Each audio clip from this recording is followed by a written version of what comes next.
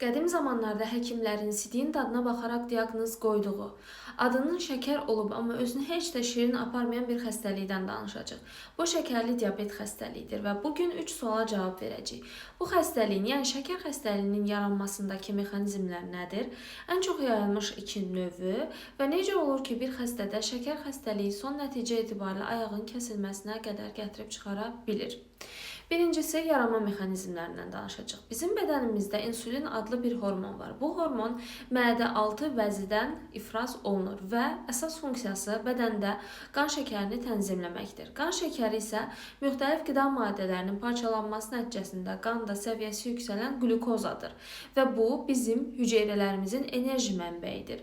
İnsulin hormonunu bir açar kimi fikirləşin. Belə ki, bu açar hüceyrələrə gedir və qapını açaraq qlükozanın hüceyrələrin içərisinə daxil olmasına səbəb olur.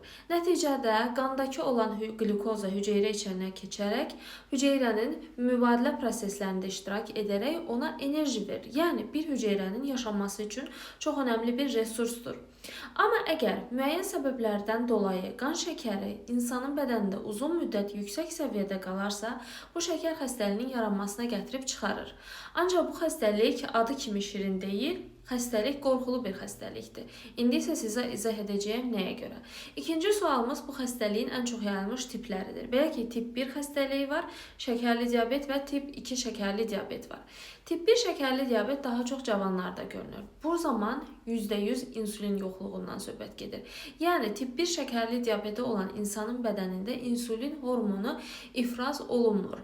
Bu, hər hansısa bir proses nəticəsində genetik amillərlə bağlı olaraq, virus xəstəliklərə bağlı olaraq mədə-altı vəzin insulin ifraz edən hüceyrələrinin funksiyasının pozulması ilə əlaqədardır və bu insanların bədənlərində insulin ifraz olunmadığına görə qanda yüksəlmiş qlükoza hüceyrələrə daxil ola bilmir və nəticədə uzun müddət qanda yüksək qalır. Nəticədə müxtəlif problemlərə gətirib çıxarır. Əgər siz bu xəstəliyi, yəni tip 1 müalicə etmək istəyirsinizsə, bu zaman biz əziyyət çəkən insanlara insulin veririk. Təbii ki, həkim nəzarəti altında. Digər çox yayılmış növü isə tip 2 diabetdir. Bu daha çox yaşlı insanlarda görülür və uzun müddətli qanda qlükozanın qida ilə əlaqədar olaraq və yaxud da insulin hormonunun bir müddətdən sonra tükənməsi ilə əlaqədar olaraq normal mübadiləsinin pozulması ilə əlaqədar bir durumdur. Belə ki, tip 2 durumunda adətən yaşlılar əziyyət çəkir və bu zaman bədən yetəri qədər insulin olur ilk mərhələlərdə. Ancaq bu insulinin hüceyrələrlə münasibəti pozulur. Yəni hüceyrələr sanki insulinə qarşı artıq bir müqavimət göstərir və onun qapı açarı funksiyası görməsinə icazə vermir. Nəticədə insulin də var, qanda yüksəkdir, şəkər də var, qanda yüksəkdir, amma bu hüceyrələrə daxil ola bilmir. Bu zaman isə biz müxtəlif dərman tabletlər veririk ki, həmin hüceyrələrdəki bu müqavimət aradan qalxsın və insulin o hüceyrədə açar funksiyasını oynaya bilsin. Bəs şəkərli diabet xəstəliyi özünü hansı simptomlarla göstərir? Əsas yayılmış simptomları qanda şəkərin təbii ki yüksək olması, buna bağlı olaraq sidikdə çoxlu miqdarda sidik vasitəsilə şəkərin atılması və qlükoza molekulda özü ilə birlikdə su çəkdiyinə görə çoxlu sidiklə birlikdə maye etiririk. Yəni gün ərzində bu insanlar litrlərlə normal insandan qat-qat artıq sidiyə çıxırlar və təbii ki bu qədər sidiyə çıxdıqları üçün bir yerdən sonra susuyurlar və aşırı susuzluq hissi də yaranır.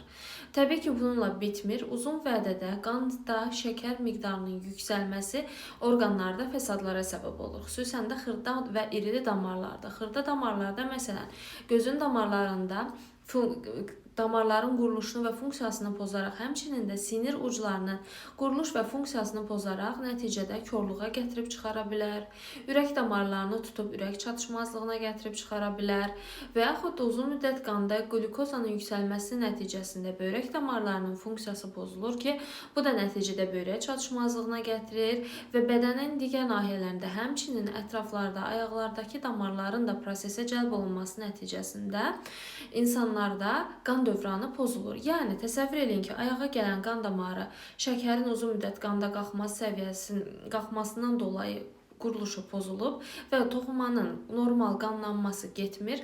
Qanlanma normal getmədiyi üçün də burada artıq belə deyək ki, xırda-xırda çürümə prosesləri başlayır və şəkər xəstəsi olan insanlarda həmçinin də bizim periferik sinirlər dediyimiz bədənin uc nöqtələrindəki xırda nazik sinirlər də zədələndiyinə görə bu insanlar da ağrı hissi də bir yerdən sonra itməyə başlayır.